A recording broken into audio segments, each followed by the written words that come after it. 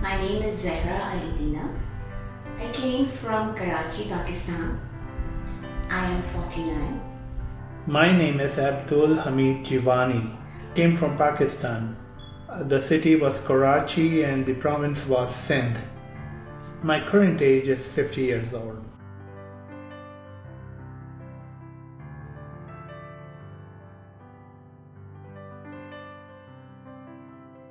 The first time that I moved in US was Billington, upstate New York. Then I moved to Long Island, Karachi, and then back to Albuquerque. Back to US, but this time to Albuquerque, New Mexico. So the first I came to Chicago. After Chicago we moved to Virginia. After Virginia we moved to New York. After New York we moved to Arkansas. After Arkansas I moved to the New Mexico, Albuquerque.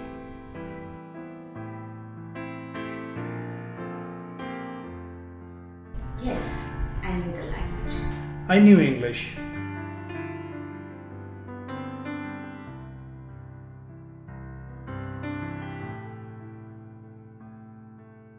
My journey was a little bit different because I got married and then I had to move to the US. So I had to adjust to two things.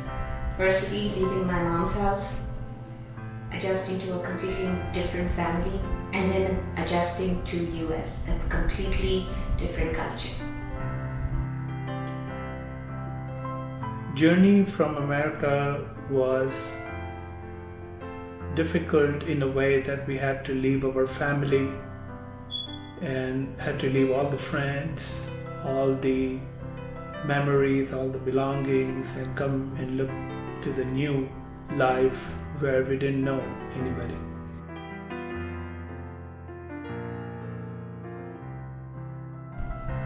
Because my husband had just finished his medical school and he had his residency in Binghamton, upstate New York. So as soon as we got married, his residency started. So we had to move. I moved to America for two reasons. The security was not as good over there. There were a lot of civilian casualties and a lot of political disagreements, and they were causing a lot of personal losses of life and personal losses of the money and capital that you have. The second thing was which was really more important, was for the better quality of life and better education for our kids.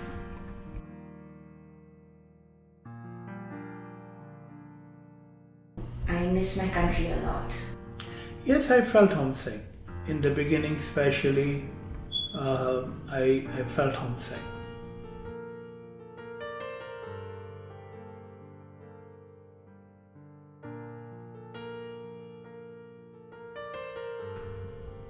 Yes, few times in the beginning because of the accent, because of the way we speak. We have learned English in school, and what we have learned in a school system, it was quite different than what we speak and how we speak in America. There were a lot of slangs, a lot of language barriers that we had, so they will make a fun of it, but we got used to it. Had I been working, then I would have definitely experienced some discrimination or something or the other, like my friends had.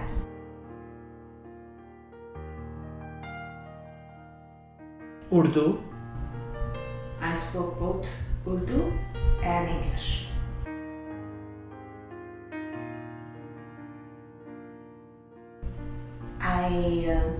The thing that we made sure, my husband and I, was that we would take our kids frequently back to our home country so they know where they belong, where are they from, what their culture is. We used to take them almost every other year, sometimes every year. And then being at home here, we would tell them that these are our values, that's how we should do things, and we would preserve these values in their lives.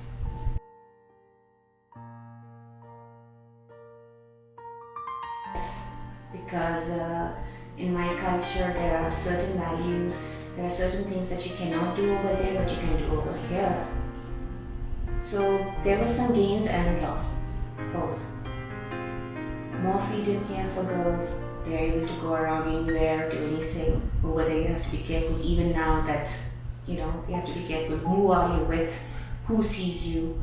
Somebody from the community sees you, then the word gets to the parents and there's a huge argument. So that way it was good, this is good, but like the culture of being, having girlfriends, boyfriends, that is something that I think they will never have. It's not okay to have it. That's something like that. And the religion education that I got over there, they will never get it here. I used to go to religious classes every single day. They go like once a week, and that also I have to push them. So that part is complete. Also, a lot of it is lost. Yes, in the beginning it was because we were struggling, we had to find a job, we had to find a better living and make sure that we sustain it, and we had to move a lot of places. It was difficult in the beginning, but then eventually we got into it very well.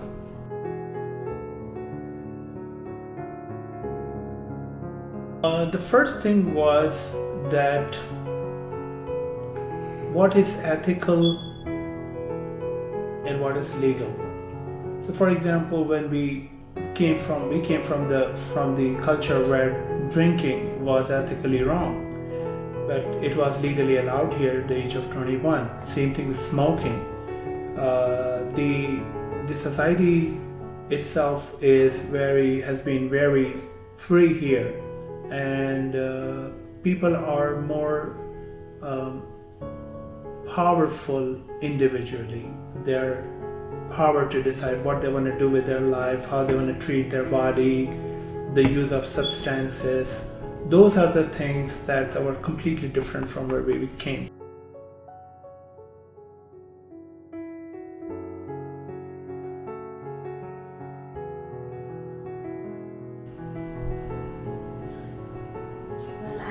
Half and half, because assimilation is very important, because then you don't have that sense of belonging to a place if you are not having that. You have to be willing to merge in a community and in a culture so that you can live happily in that life. If you're doing something that you do not accept, it's very hard. It's hard to do that. But if you can never be happy. You will do it, but you will not be happy. But if you more assimilate in that culture, then it gets better.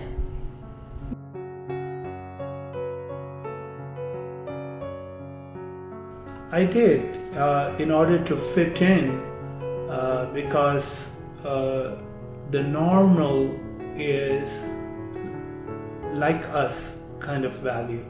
So you have to eventually change your accent, you would have to change the way you present yourself.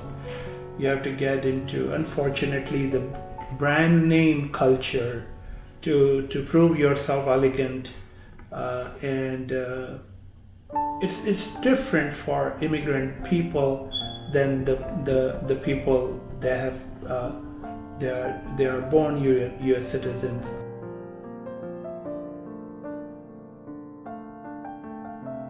I don't think I belong in the US. I mean, if I retire and my husband retires, we would definitely want to go back to Pakistan and live there. But we would probably stay here because of our kids. I feel that I belong to America. Yes.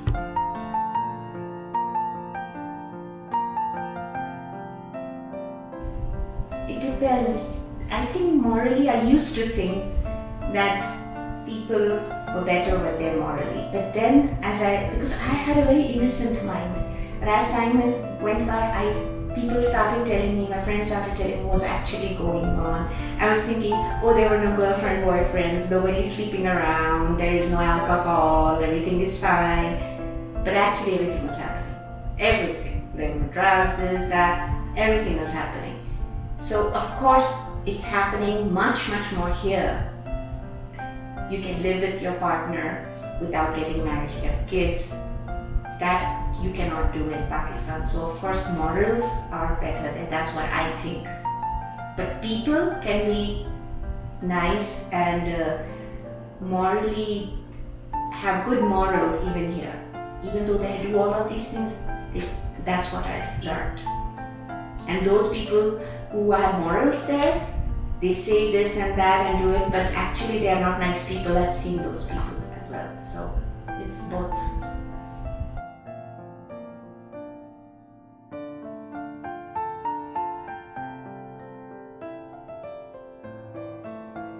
You are never being treated the first citizen. You are always being observed as somebody else, not us. In a school system, in a politics, in a social gathering, in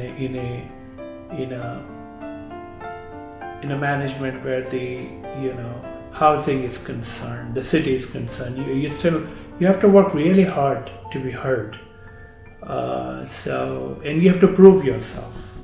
You have to distinct yourself to say that I am capable of doing, and I'm more intelligent than rest of the people. In order for you, you're not the ordinary person in the system. You have to bring something great about you so they can compare and they say, because you are that person better than us, that's why you get an opportunity, not because you are an ordinary person.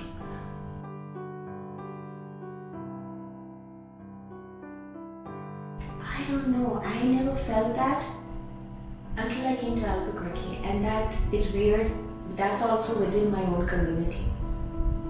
I was stereotyped that I was from Pakistan. All my other community members were from East Africa. So they assumed all Pakistanis don't drink, all Pakistanis don't date, all Pakistanis are very conservative, have conservative minds. So they would be a little bit careful when you used to be around them. They would not drink, or if they would drink, they would get a drink in cups that didn't have, you can tell, or we were not invited and things. So that is surprising that I was not stereotyped by others, but people from my own community. But then as time passed, they learned that we actually didn't mind. Everybody can live their lives.